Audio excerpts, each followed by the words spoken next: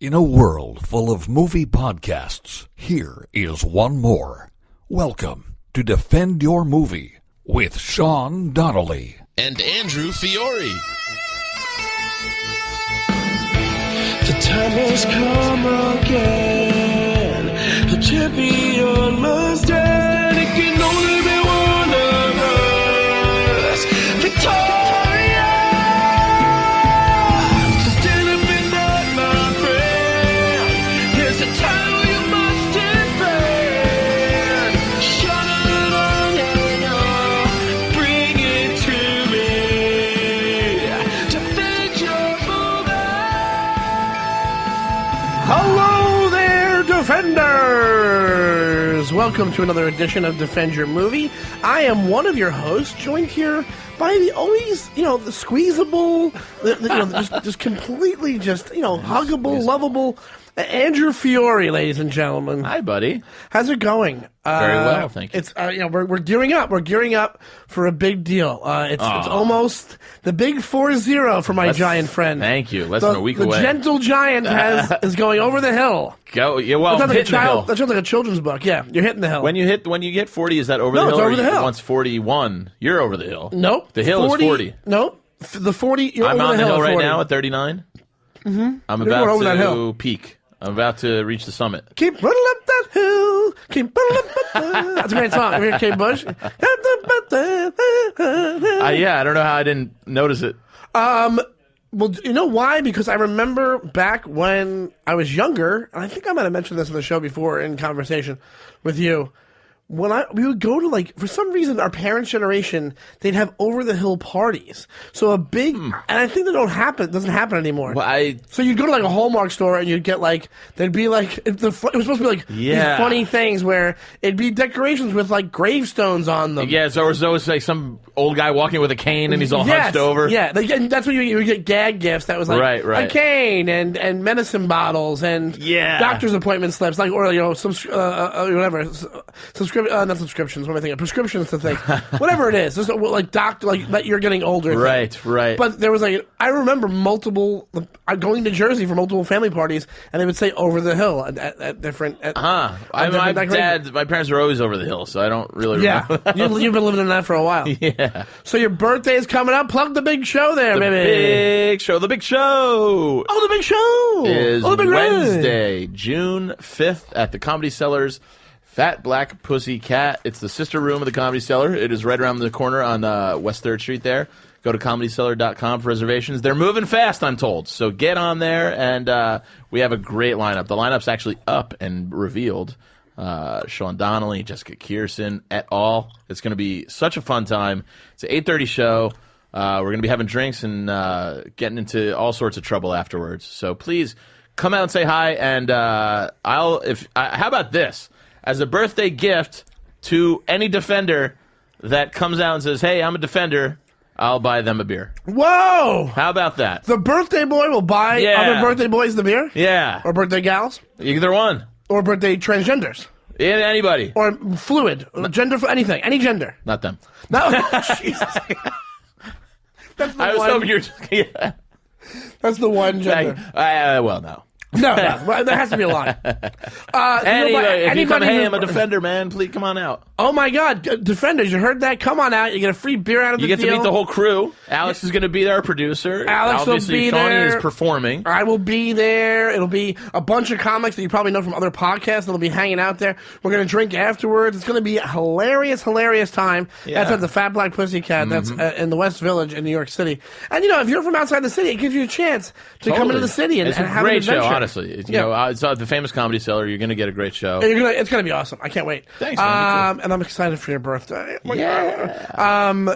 So, how is everything else going? Good? Very good. I watched a few things this week. Do you want to talk about one of yours first? I did our pal Zach Amicos, another very funny comic. Yes. He's got one of the quickest brains I've ever witnessed on a podcast. Very good podcast. He's on that Real Ass podcast with Lewis, and I gotta tell you, the kid looks like he's a juggalo. Everybody says, well, he just looks like a juggalo that would get kicked out of being a juggalo. Like that's how much. Right, big horror guy, works for Trauma and all of that craziness. But he has some of the quickest jabs. Super funny. Oh my god, he's really clever dude. He asked me to come on and do his. It's kind of they watch movies and kind of talk over them and like comment on MST them. Kind of 3000. Fun. Yeah. But a lot different actually. But it's called Zach and Miko's Midnight Spook Show, which is very creepy and scary. Yeah. And we watched a movie called The Stuff from I haven't even heard of it. Larry Cohen, director. Michael Moriarty from you might know him as ADA Stone from the early Law and Order. He also was in Bang the Drum Slowly. Yes.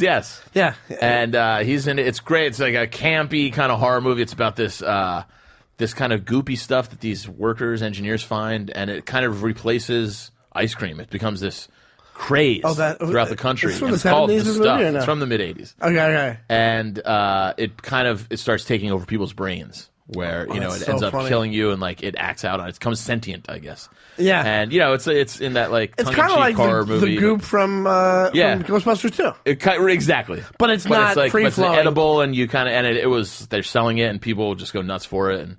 Then people start killing people? Yes, exactly. And then there's the few who rebel against it. And Michael Moriarty is hired by the big ice cream, to get to the bottom of why this stuff is so popular.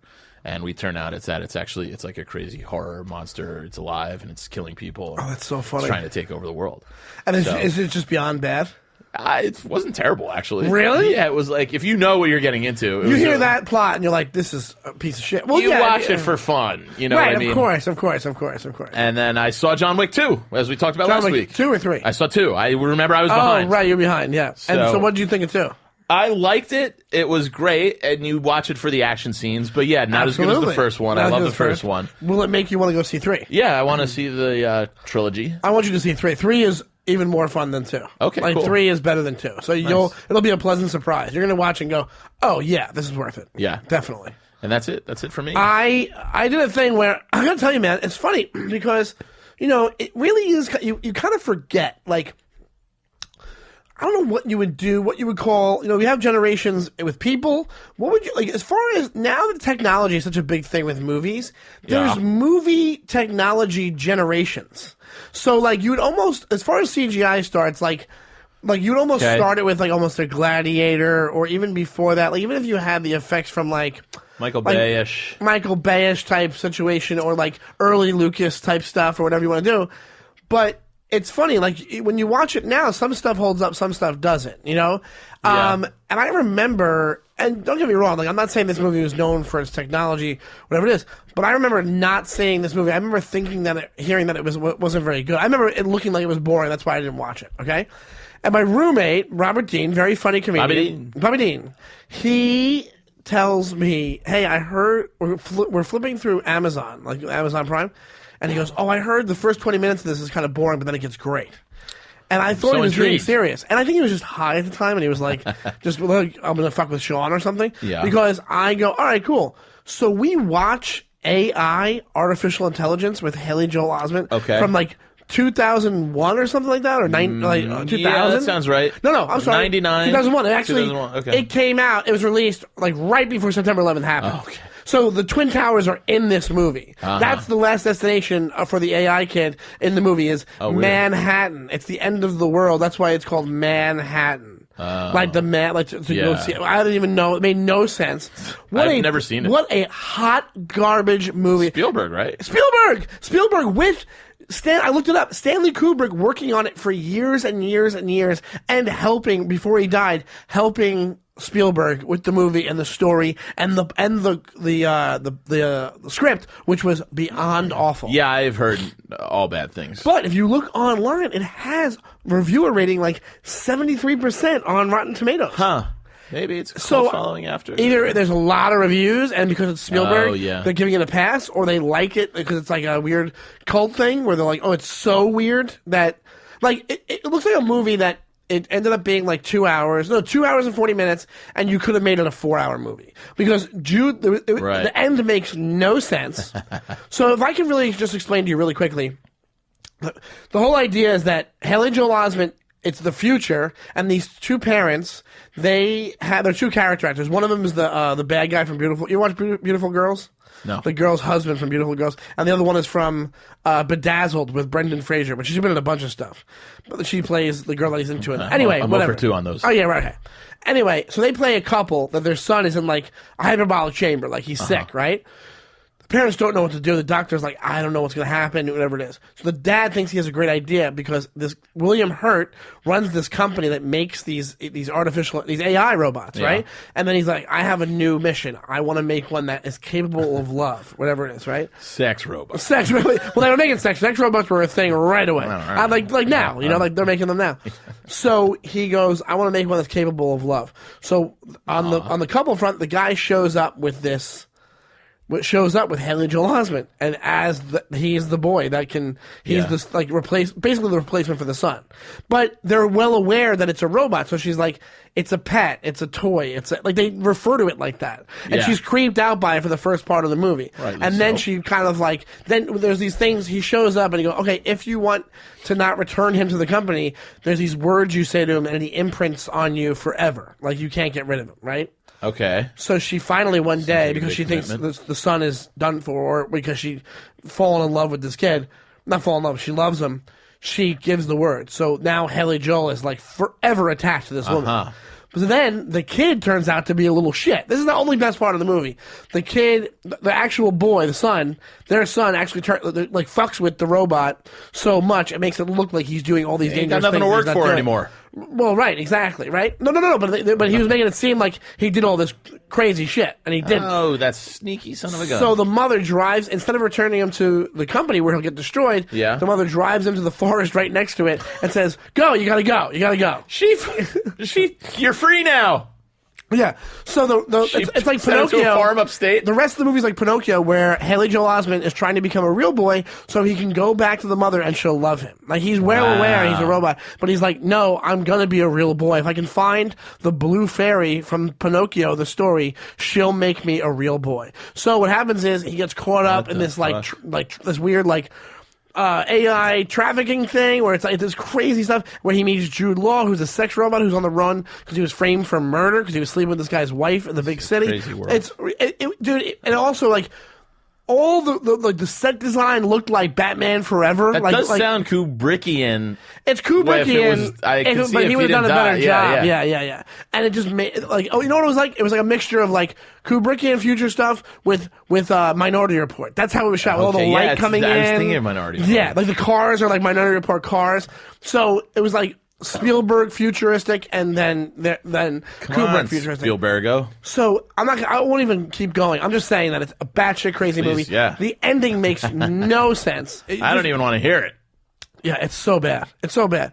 But I was like, I'm sitting there, even like your friend tells you something, like, all right, we'll watch it. And you go through the whole thing, and at the end you're like, you piece of shit. I think Bobby Dean was on mushrooms. He was probably on something. Yeah, exactly. So anyway, that's what I watched. I watched AI. All right. And if you want to talk about the ending, hit me up at ShawneeTime on Twitter, and we'll talk about how shitty the ending was. And the ending involves aliens, and I still didn't like it. All right, cool. Well, all right, so whatever. But Haley Joel Osment, good kid though. I got him on my Sirius XM show as an adult. I'm sure he's a great kid. I met him. Very sweet boy. I did a part on Alpha House, and he was there, and he was nice to me when I was there. Yeah, love him. Love HJO. He also looks nothing like he did when he was a kid. No, he's got a big beard. He looks like he's like a burly kid. Silicon Valley. Yeah. Silicon Valley. Yes, he's in that. That's pretty representative. He's good in that, too. He's good in that, he's too. Great. It's a funny show. It's good that he's still working, this kid. It's good. You never know. Because he was like the darling of the Sixth Sense. The film world for like early 2000s. What? Was he? Sixth Sense. Yeah, okay. Sixth Sense, and he was in like... I get him mixed up with, there's another kid who looks like him I always get mixed up with. All those gorgeous little Keep kids. my childhood heartthrobs. So should we go to the... Let's go to the meats and the Pete's. The meats and the Pete's. We decided that we got a big one for today. I love both of these. Let's just say that. Do I. It's going to be... It might run out to be a problem. Because we were trying to... it's very hard to think of good matchups that make sense together. And this matchup makes sense together. Yeah, it does. And I was... and we both... Well, here's how I thought of it. I saw... Well, you can't escape the trailer for Rocket Man, which I really haven't made up my mind on yet. I can't tell if it's going to be the biggest piece of shit ever or going to be just fun and good like Bohemian Rhapsody was. Because I didn't hate Bohemian Rhapsody. I didn't love Bohemian Rhapsody, but it was fun. But they didn't, like, really give you the nitty-gritty details of Queen. I heard Rocket Man does a little bit better with Elton John's Bohemian darker. Rhapsody was going to be like a heavy drama. Which I would have accepted and been better. It would have been better. So, I didn't see the other one. I shouldn't say that. In lieu of that, I started thinking of rock and roll movies, and which is such a huge genre. You could even go into like concert films, which we've all like the Last Waltz stopped making sense. Yeah. And so I just thought, all right, two great movies out rock and roll, kind of as from the fans' perspective. What are the ultimate? I thought of High Fidelity and Almost Famous because they're Almost Famous, which you're going to stick up for. Yeah, you're going to defend. I'm going to defend High Fidelity. You have Rob Gordon, the ultimate music fan, owns a record store, and then you have in Almost Famous, the Patrick Future character, who's which is actually basically wants to is more of a rock and roll journalist, wants to actually, but still ultimate fans and the encyclopedic knowledge of music and So you decide what's a better movie from the fans' perspective. What gives you more of an insight on the world of rock and roll? That's one way to take it, but well, if we're asking that question, I say Almost Famous. I say Almost Famous. We're going strictly for that. But as far as better movie goes, they're both amazing movies. I love both of these movies, but I love High Fidelity more because this is going to sound so pretentious and awful, but I tried to almost be Rob Gordon for a while. Did you? Do you know what I mean? Like I was guy? a music collector. I loved the knowledge, and I think I have a decent amount of musical knowledge. Do you think you have more music knowledge than movie knowledge? I'd say it's probably pretty equal. My whole life, sadly. It's comedy, music, and these things movies. Matter. Movies, things music, matter. books, these things matter. Yeah, exactly. But it's true. I kind of live by that. If I disagree, if it's like opposites attract. No, I need you to have a lot of the similar likes as me. You need something. You need something, and if it's, I'd say more than not, if I can talk to you in the way we do in like movie quotes and music and Seinfeld, I'll be in love with you for the rest of my life. Absolutely. Like, you know what I mean? Rather than like you asking me like, wait, what does he mean by what's soup Nazi? Why are they saying Nazi? Yeah.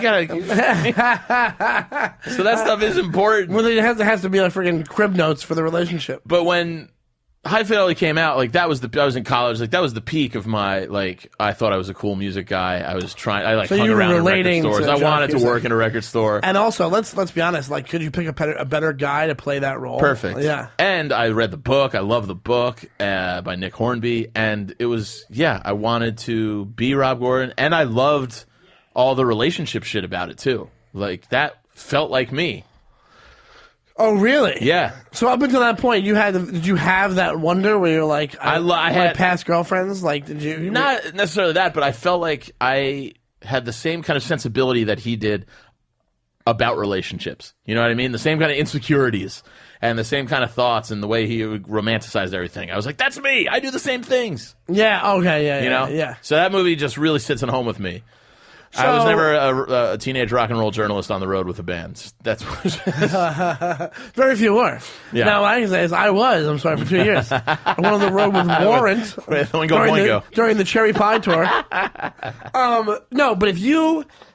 Here's the thing, because the statement that you made coming into this, because I'm trying to think of reasons why I would take Almost Famous over, because I really do love High Fidelity. I think it's a really funny movie. But Almost Famous is almost like more epic to me. There's, and if we're talking rock and roll movies, it has epic scenes, it has an epic storyline, it has a coming of age storyline more than like somebody who's looking back on their life. I don't know if it's got more of a coming of age. It might edge it out, but the kid is literally has sex for the first time on the trip. All right, well then maybe not coming of age, but maybe realizing one's actual adulthood. They both kind of have that, but in different parts of your life. One of them's overdue. Not coming of age. One of them's overdue, and the other one's realizing I'm not a child. Yeah, it's getting his act together and actually finally realizing that he's been hindering his. Yeah, and I think if I look at High Fidelity, I'm like the music. Even though it's a music movie and he owns the record shop, it is a back piece of the movie. When you say Almost Famous, rock and roll is the whole world they're living in. I disagree. I think High Fidelity is he he makes mixtapes mixtapes, for people in his life. He finds a good move, by the way, band that jumpstarts his actual, adult career. He has a label, Top 5 Records. That's in the last 10 minutes of the movie. But the music is a constant throughout It's the a whole constant, thing. There's but a record. it's a set piece. It's not. I think no. It's the backbone.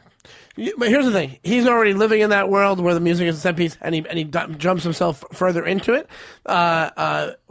What's his name is completely covered in it the minute he jumps in from Frances McDormand's house, and then when they're backstage in that concert, she gets him in. So, and he is just it's almost like an Alice in Wonderland thing, more than where Rob Gordon's more in control of what's going on than absolutely. You know what I'm saying? Like if you, that's why I'm saying it's more of an adventure. It's more epic. It's more the scene on the bus where they sing Tiny Dancer, like that. Is an epic scene. So like, that's an epic as far scene. As far as like better movie, I probably the more I talk myself into it, the more I'm thinking Almost Famous is better. As far your first as introduction to Kate Hudson. I relent epic scenes to Almost Famous. Yeah, and Kate Hudson. Yeah, and Kate Hudson, it's almost like, if you watch old movies with Goldie Hawn, it's like there's something there, and she's so much like I remember as a kid we used to watch Butterflies Are Free on TV. You ever watch Butterflies Are Free? No. It's her and the blind guy that live together, and she's like a hippie, and she right away you're like, oh, she's title. Yeah, something like, it's like I think it was a play actually. Butterflies Are Free. It's very hippie-ish, but. Right away, you're like, oh my God, I'm in love with her. She's awesome. Absolutely. Whatever. So this is like, she's just her mom in this. Like, she's so much like her mom. Yeah. You know? And also, like, think about it that way, too. You want to talk about, like, diving into, like, if I was younger when this movie when Almost Famous came out, that would have been my first crush, is Kate Hudson and Almost 100%. Famous. Because she's so cool, and, Yeah, Rob, as, he's got the right girlfriends. He's got Laura, which is his main squeeze, but then when they break up, he's got, he dates like the musician and Lisa Bonet's character, and then as we're learning, and honestly, as the movie goes along, we were learning about all the top as I'm 5 trying to win girlfriends. here, Lisa Bonet, I like Lisa Bonet, corny character, kind of a corny character, I know. Yeah, and putting on the Rasta accent, But I think worth a shot. I don't think they didn't have a Rasta accent. Did she not? Oh no, she does. She does it as a joke. She's got dreadlocks, but she doesn't have. She does it as a. She does Rasta, it when they're talking. Nazi. No. She does it when they're talking once. But I think she's joking around.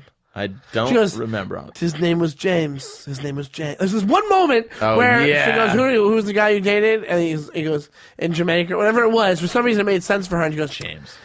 I remember. His name was James. She does it in the accent. Oh, really? Oh, go back and check. It's All right. absolutely. I'll never, because I thought that movie was so cool, except for that one moment. That movie does make Catherine Zeta-Jones really unlikable. Yes. Which really takes away of you being attracted to her. You go, oh, you pretentious fucking twat. At first, you're like, yes. And then you're like, no, sorry. But what's the big part about High Fidelity besides Rob Gordon? Like, where you should have came back at me with this when I mentioned Kate Hudson, because comedically this was like a juggernaut. Oh, Jack Black. Yeah, that's the thing. That's why. That's what does it's such a That's like, the other to this thing. day, you could be like, that's the best thing he's done. Yeah, like, probably. Like it's not. He's done more funnier shit. That's the actor Jack Black needs to be. A School of Rock is fun. But you get tired. You go, all right. Yeah, the chemistry between those three guys in the movie, so great. You want more of that. Yeah, that's what you want. I love the record store, their confrontations in the record store, just their conversations. Yeah, the Cosby sweater scene, the fantasy scene when Tim Robbins comes in. Goes, get him, man. So that's a fun part of that movie. Laura's dad's tribute, play top 5. Laura's dad. He goes, Laura's dad's dad's tribute list. Top 5 songs about death. he beefs it on the. Yeah. He starts. Yeah, Jack. He's great in it. He goes, is it better to die than to fade away? What does he say? Yeah. So that's the thing where that sticks out for me. But when it comes to Almost Famous, I'm like, there's so many. Also, like, there's like it's so cool, the background to Almost Famous, that it's what's his name, Cameron Crowe, and he wrote the book. It's essentially autobiographical. He did that in real life. Yeah. He wrote for Rolling Stone when he was a kid, right? I don't know if it was as exaggerated as this. It was pretty pretty close, right? Close. It was like Ben Fong Torres is a real character, and the fact that you can say it like shaped who he was, because he's married to Nancy Wilson from horror. I mean, I don't know about anymore, but at the time she was, and then she was the music supervisor of this movie, and they did their original songs for this movie. And as original songs go for a movie, this might be the winner of all. Like, you know what I'm saying? Like, think about like original songs that are in a movie that are like supposed to be on par with the other stuff. You mean like the Stillwater songs? Yeah, they're not the greatest, but they don't stick out like a sore thumb. Fever Dog was a Fever Dog and something else. I honestly can't really think of them off the top of my head, but as far as soundtrack goes, High Fidelity all the way. And I know you're talking about original music, but as far as what? He goes, Fever Dog. Yeah, as far as soundtrack goes, High Fidelity wins. Absolutely. And I heard that they went through 2,000 songs and narrowed it down to 70, and then you eventually get the movie cut. On High Fidelity, it was 2,000 songs down to 70? Just to whittle it down to what you see in the movie and hear. Really? Yeah. And who did that? Stephen Frears, the director, and I think John Cusack, who was a co-writer, and the two guys that they had consult with, because I think either John Cusack's friend or Stephen Frears, the director's friend, was the guy they matched closely in real life to Rob. They were this guy is a collector of records, has over 1,000 records, and has he's their Lebowski. Yeah. Well, he's their Rob Gordon. They're Rob Gordon, right? But I'm saying, yeah, right. But that's Lebowski was a real person, that kind of stuff. His name was Jeff Dowd or whatever it was. Yeah. Wait, so that's huge. That's really big. Yeah. Which is important because those songs at the point when those songs are very pointedly played. They're not just background songs. When they play the songs in High Fidelity, they are really meant to get you to emote and to really be a supporting actor almost for what's going on in the scene. When you hear "Oh Sweet Nothing," like Velvet Underground play, it's I think it's in the funeral scene. You're just like, fucking killer. When they're in the record store and he goes, "Watch me, I will now sell 3 copies of the Beta Band." And then, did you know who the Beta Band was before the movie? I had no idea. I had no idea. No idea. And it worked. And it's funny. It's funny because you're watching it, you're like, "Oh, I like the Beta Band now." Or I like this song. These guys are good. I know.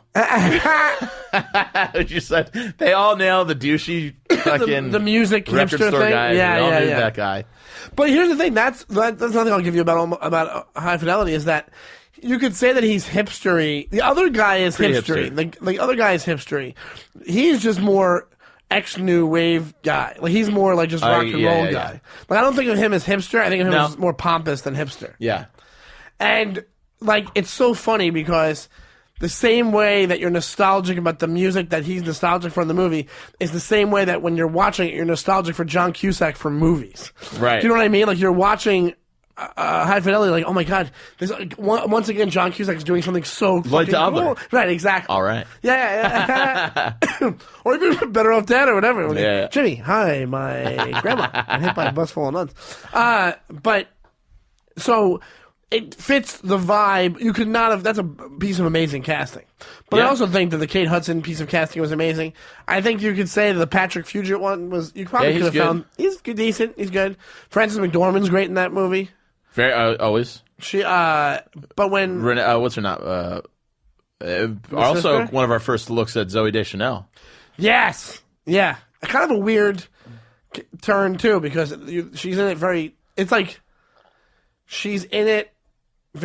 Only very briefly. Yeah, pretty brief, but she plays her part well as the escaped sibling who gives all her records to as what gave him his love of rock and roll music. Right, it was right, being I can't stand living in this house anymore, and then becoming a stewardess. She leaves and becomes a stewardess. Yeah, which is you think back to that time that should happen all the time. You know? Oh yeah, that's what I'm saying. It was a different time. That's another thing about Almost Famous. It was a different time. So kind of if you're my age, you're our age, it gives you a peek into we didn't have that, man. It gives you a peek into pre-MTV type times, where the only look you had into bands if you're we're going to the show, we have the record, we had literally when only records were out, You're like, we have the record, we're going to the show. Yeah. There was no other, like, that's how you consumed it. So you were able to consume the music before you were consuming the image of the band. Yeah. Which, to me, I would have loved that way more than how I, like, I was born in 78, so MTV was a thing right away. Right away. 80, was it 1980? 82 or 83? Right. So that's what I'm saying. Like, Almost Famous kind of gives you an idea of what it would be like to, like, when you talk about rock gods, and you know it's a cheesy term, and rock gods, like it's like one of those albums they sell at midnight on, like, you know, infomercials. But like, and you can make an argument too, is that people were so much more rabid because you didn't have the exposure once MTV came along. It wasn't at your kind of, and even then you didn't get it at your like beck and call, but. You had 24 hours or whatever to find it. You had to seek it out. So those fans were fans. Yeah. Like, you didn't just wait at home and watch TV and let it come to you. You had to go out and buy records. You had to go see them in concert. And you had to find out. You had to do you really had to bust your ass and do work. And also, another thing about that, like, it reminds you of, like, how music or how certain thing could, like, form your identity when you were a kid. Well, that's what I love about High Fidelity, too, is that he is in the not post, but, you know, present day, I guess in the post-peak of MTV popularity, but he makes that great statement, and I'll probably screw it up. He goes, am I miserable because of pop music, or has pop music made me... It's like one of the... I don't know the exact wording. Yeah. But he's like, have I always been like this? Alex? Yeah, what's the quote from like, have I always High Fidelity? Has pop music always made... Am I miserable because of pop music, or has pop music made me miserable, or something like that? That sounds exactly like we just switched the words. Yeah. Once I hear it, it's perfectly... But, wait till they get a load of me. Oh, that's Batman. I'm Batman. Wait till they get a load of me. What came first, the music or the misery? Did I listen to music because I was miserable, or was I miserable because I listened to music? Right, Do all those records turn you into a melancholy person? People worry about kids playing with guns and teenagers watching violent videos. We are scared that some sort of culture of violence will take them over. Nobody worries about kids listening to literally thousands of songs about broken hearts and pain and misery and loss. The unhappiest people I know, romantically speaking, are the ones who like pop music the most.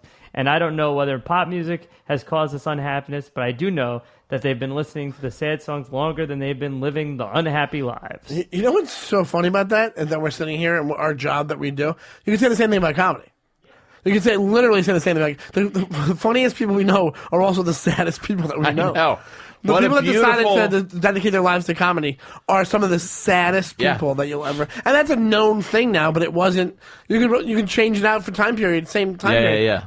You know, it's always kind of been like that. Don't get me wrong, not everybody. You know, I don't consider myself melancholy for the most part. I'm pretty. No, I'm not upbeat. I think it's just people who feel in the same way that musicians kind of do, or you are very hypersensitive to that kind of stuff. So you can you go through the high highs and the low lows, I think, easier than other people. Sure, because I mean? because you're more emotional. Yeah, exactly. You're an artiste, and you tap into that a lot going through. I mean, what do we draw from? We draw from mostly the things that go wrong in our lives. Yeah. So because that's what's funny to people: awkwardness and what comes with that is negativity, which sucks. You know, unfortunately, that's the funniest. But no comic that's like, "Hey, everything's great." You're like, "No, it's not." Yeah. You know, it's not. Like, I know. No, you know, there's like, little idiosyncrasies that happen that people get like frustrated about. Dating is going perfectly. Yeah. Like, nobody wants to hear about that. Yeah, exactly. I cried in the shower today. Everything's great. I don't even really have to go to the gym. I just kind of look like this. I'm totally contented. But when it comes to... So back to go to the battle, as far as you're going to straight up battle them. Oh, all right, sir. All right, sir. What I'm saying about Almost Famous is like... The experience that we're talking about, that I just set up by saying... That you just set up by saying how, you know... It was pre-MTV, like, what's taking you through that experience better is Almost Famous. What really makes you get into the world of rock and roll from that era. Don't get me wrong. High Fidelity's not trying to, but it's trying to. Like you said, the soundtrack was picked to make you like an extrasensory perception of the fucking soundtrack. Well, if we are sticking to the rock and roll, then I will give you that, because it does give you the world and experience of rock and roll better, because you are literally on the road with a band and getting it from the first person perspective of the teenager. What's this goddamn character's name? I don't even know. If you're Billy or something. Slimmy, Sammy. Slimmy. Yeah, that's it. It's Slimmy, Andrew. It's definitely Slimmy. Let me see. Hold on. I used to... What is it? Froggy? What is it? Ricky? Skippy Madoo? Baggy? What are you setting up a crew for a bank robbery, or are you trying to think of a name of a guy from a movie? Skip? Skip. Hold on. No, it's... Slippery Pete? That's what you're trying to think of? Seinfeld! Where are the holes? Where are the holes? Yeah. Where are the holes? You mean the plug? The holes, yeah. Hold on. Oh, that's one of the things we argue about. While you're looking up his character... William Miller. Oh, so I was right. William. So it's Billy. Maybe she calls him Billy, the mom. But William, they call him the whole movie. Yeah, okay. So, from his perspective, you're getting that experience of rock and roll. I would say Rob Gordon's more concerned maybe with love and his relationship with Laura and his relationship in the past. If I could turn around and fucking music and say is secondary. I could say yes, romantic comedy more than rock and roll movie. All right, you've won this round. Woo! Not only wins again with asterisk with that rock and roll stipulation. Well, here's the thing. All right, well let's do the flip test then. It had to be rock and roll stipulation because my initial thought was like, well, who's the ultimate fan? Like, is it Rob Gordon or is it William Miller? That's a good question too. Who's a bigger fan? And we'll put this out to the defenders. Tweet at us at Defend Your Movie. But I think it's Rob Gordon. Because I don't think you can. William Miller's still too new. He's still too young and too new. That's the problem. But that's not his fault. But when he gets into it, he is in it. Look, I'm grasping at straws. I know. I need a point on the board. But when he becomes a fan, he's like, he's 100%. I mean, you got to figure the ultimate super fan is a guy who opens up a record store and is encyclopedic knowledge of any music. That's some of the funniest conversations in that movie when my buddy Brown calls me this too. He goes, "You're such a reference Nazi." When, meaning like if you say instead of the, I'll be like, it's actually the. On a quote? Yeah. You know what I mean? And those guys will be like, there's one scene when I think Mike White is the actor, but he's the very meek guy opposed to Jack Black. Yeah. He's like, I think it was the licorice carousels or something. He was like, Jack Black's like, yeah, that's what I said. He was like, no, you said licorice caramels. He's like, and it's just like a one-word debate where it's just like, I love that about any sort of passionate fan of anything that will make you get it 100% right and be pretty blunt about it. Do you think that bigger fans are willing to criticize the art more? So is Rob Gordon a bigger fan because he'll turn around and say, like, if a band that he loves, say it's the Pixies, say it's whoever else. And I don't know if it means necessarily bigger fan, but I think... I'm trying to do an argument here for you. Yes, I do. I mean, I think one of the major problems of the... Patrick at the end of Almost Famous is that he hates him Philip Seymour Hoffman's character tells him, he goes, remember, you're not their friend. Yeah. And he let them become, and then he writes, a puff piece or whatever instead of the actual article that he intended to write, which comes from a journalist's point of view. Right. He submits their friend, whatever. So what's the bigger your fan? point there? Yes, I do think A, Rob Gordon's a bigger fan in that regard, and B, he is more of a criticizer. He's, what did they say? Laura, she goes, "You're a professional critic." Right. Right. Exactly. Yeah. So but that's also something that has to be decided in the movie. It's like, he comes to that realization at the end of Almost Famous. Yeah. Oh yeah, I wasn't supposed to be their friend the whole time. So right. It's like, but he's also just mesmerized. He's starstruck. Right. And also they become his like mini family in a way. And he's really into her. He falls in love for the first time. He has sex for the first time, and he gets like this like older brother situation. Like how is a guy that age gonna not become a fan? Right, how is that guy that age going to be like, no, let me keep it strictly professional, So, what do you love about rock and roll? Yeah, and then, but my point being, I think that having a critical eye on the things that you love, I think that probably makes you a bigger fan. Flip test. Flip test? Both of them are flip testable. I think they both pass for me, too. Yeah. I haven't seen High Fidelity in a while either. Either have I. I kind of want to look and see if it's streaming and watch it when I go home. I'll give you this one. I would buy it. I have the DVD somewhere. I don't have Almost Famous, but I don't know if Almost Famous comes from an actual book or it was just a screenplay, but it's not going to beat High Fidelity as a book. Nick Hornby. Oh, at least no for way. me, No, I've read no, it no. at least 3 times. No, there's no way. But Which takes place in London. It's a little here we different. go, There's some though, stuff left out. Andy. The only problem with this is the book for Almost Famous was written by the same author as another book that you love. Nick Hornby. Another movie that you love's book was the same author. Cameron Crowe was the same author as... No. Fast Times at Ridgemont High? Yes. Almost Famous, not... Yeah, Almost You Famous. said High Fidelity. Oh, I meant Fast Times at Ridgemont High. Yeah, I know. And Almost Famous. Oh, I know. Oh, okay. He went undercover. That's the crazier story. He went undercover high school. Yeah, how old was he when he did it? I don't know, but he was able to pass. He did like a 21 Jump Street kind of thing and went back to high school, and that's what gave us Fast Times at Ridgemont High. They make better movies than they make better books. Almost High Fidelity I've read 3 times, I think. It's so great. I bought one. It's funny. Maybe this is why it subconsciously was in my head. I have one of the copies at home in my bookshelf, and I picked it up because it's got a really cool cover, and I bought it in Europe when I was traveling about 15 years ago. Yeah. And I wrote in the date, it's like 7/26/05, purchased in Prague, second copy, first copy given to Rachel Lipton, not returned. Oh, really? Yeah, it's like a girlfriend of mine in college. that's Not a funny. girlfriend, but like... You became Rob Gordon. Yeah, exactly. I think that was in his Rob Gordon spirit. What songs fit this mood right now that I'm So thinking? many of my favorite books I've given to girlfriends and I've never gotten. Never got him back? Yeah, That's- books, T-shirts. That sounds like a book. Top 5 T-shirts. That sounds like the title of a book or a movie. Books I've given to girlfriends. Yeah. That's mine. Books I've given to ex-girlfriends. Or the name of an album. Yeah.